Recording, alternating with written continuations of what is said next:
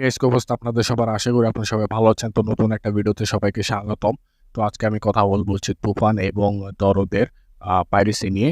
কয়েকদিন আগে রুফটক সিনে ক্লাবসের ফেসবুক পেজ থেকে একটা পোস্ট দেওয়া হয়। সেই পোস্টের মধ্যে বলা হয় যে সেই পোস্টের মধ্যে থেকে তুফান এবং দরদের টিমকে সতর্ক করা হয় তাদের আপকামিং মুভি পাইরেসি হওয়ার সম্ভাবনা আছে, সেটা নিয়ে তাদেরকে সতর্ক করা হয়। সেই পোস্টে আরও লেখা হয় যে গত বছর যে সুরঙ্গ মুভি পাইরেসি হয়েছিল, সেই পাইরেসির কারণে সুরঙ্গ মুভি সহ হল মালিকদের কিন্তু অনেক ক্ষয়ক্ষতি হয়েছে। তো এবার যাতে তুফানের বেলায় বা দরদের বেলায় সেরকম কিছু না ঘটে, সেক্ষেত্রে নিয়ে আগত একটা সতর্কবাণী করা হয়। তো এটা কতটুকু সম্ভাবনা আছে এবং তুফান এবং দরদের পাইরেসি হওয়ার সম্ভাবনা কতটুকু আছে, সেটা নিয়ে আজকে বিস্তারিত কথা বলবো আপনাদের সাথে। তো চলুন মূল ভিডিওতে যাওয়া যাক। তো যদি গত বছরের কথা বলি, বাংলাদেশের মুভিতে পাইরেসি সেরকম একটা পাওয়া যায় না। যদি গত বছরের দিকে দেখেন, গত বছরে দুইটি মুভি মুক্তি পেয়েছিল, প্রিয়তমা এবং সুড়ঙ্গ।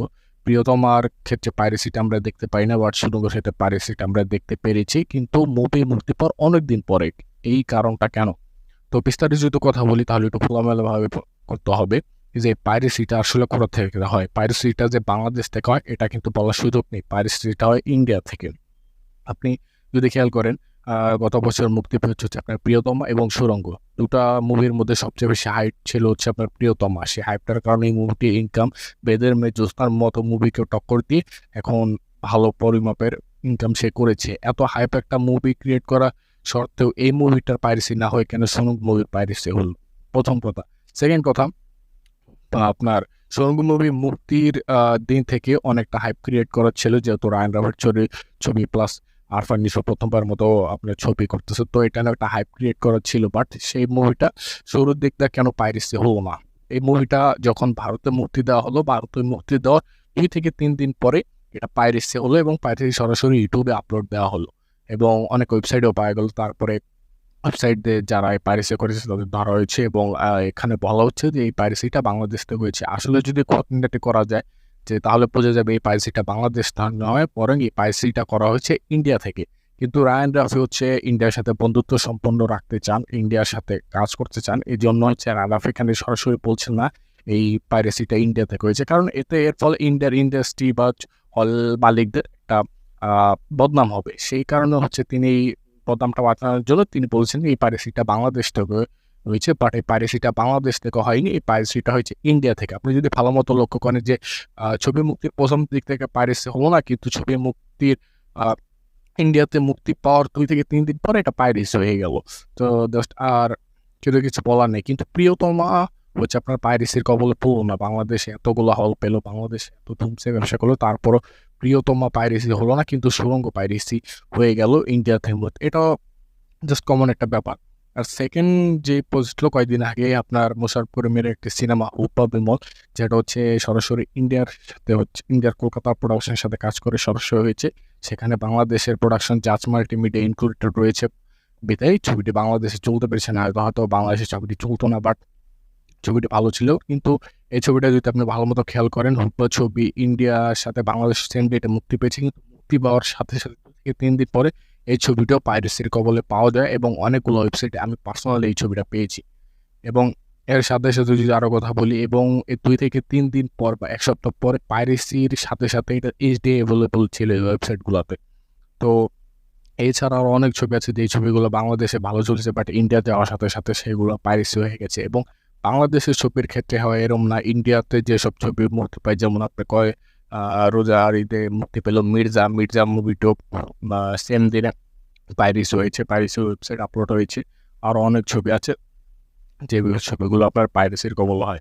তো তুফানে পাইরেসি হওয়ার কমপ্লিট আছে কিনা, এখানে আপনার মনে রাখতে হবে তুফান হচ্ছে ইন্ডিয়ার সাথে বাংলাদেশের সেম ডেট অর্থাৎ কুরবানিতে রিলিজ হবে এবং তুফানের হাইপ অনেক পরিমাণ। বর্তমানে বাংলা ইন্ডাস্ট্রি এবং কলকাতা ইন্ডাস্ট্রি, দোনো ইন্ডাস্ট্রিতে তুফান ইয়ে করতেছে।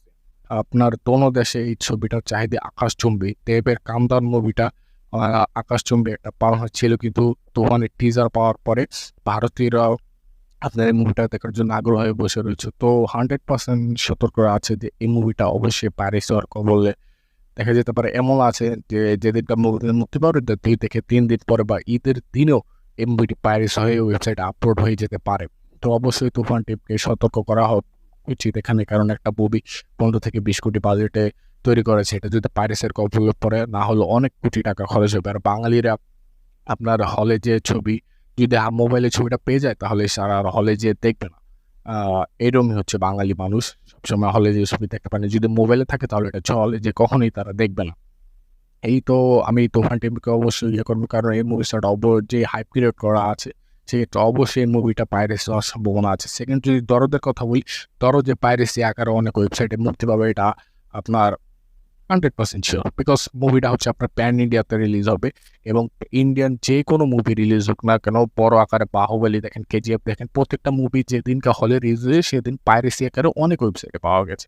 তো দরদ তো সেইখানে নেই কিছুই না, দরদ যেহেতু প্যান ইন্ডিয়া আকারে মুক্তি পাচ্ছে সেক্ষেত্রে এটাও আপনি হিন্দি পাইরেসি আকারেও বিভিন্ন ওয়েবসাইটে পেয়ে যাবেন, এটা 100% শিওর থাকে। যেমন কয়েকদিন আগে যেমন ভারতের জিৎ আপনার একটা প্যান ইন্ডিয়া মুভি রিলিজ করেছে চেঙ্গিস খান। এই মুভিটা কিন্তু পাইরেসি হয়ে সেম যেদিনকে হলে মুক্তি হয়েছিল ঠিক সেদিনই এটা আপনার বিভিন্ন ওয়েবসাইটে হল প্রিন্ট পাওয়া গেছিলো, মানে এটাও পাইরেসির শিকার হয়েছিল, বাট সেখানে কোনো কথা বলতে পারেনি কারণ ইন্ডিয়াতে পাইরেসি অ্যাভেলেবল হয় এবং পরিচালক এদের কোনো অসুস্থ থাকে না, কারণ কেননা তারা জানে যে একটা হল প্রিন্ট বা একটা পাইরেসি হলেও তার ব্যবসা কোনো ক্ষতি হবে না, ব্যবসা অবশ্যই ভালো চলবে। কেননা আপনার ইন্ডিয়ার মানুষরা এটা বেশ তারা ছোট স্ক্রিনে মুভি দেখে মজা পায় না, তারা হচ্ছে বড় স্ক্রিনে মুভি দেখে অভ্যস্ত। তা ছবিটা পাইরেসি পাওয়ার পরেও তারা হলে যে ছবিটা দেখে। তো ইন্ডিয়াতে সেক্ষেত্রে হয় না, কিন্তু বাংলাদেশের মানুষরা আমি বললাম যে তারা যদি মোবাইলে একটা জিনিস দেখতে পায় তাহলে কখনোই তারা টাকা খরচ করে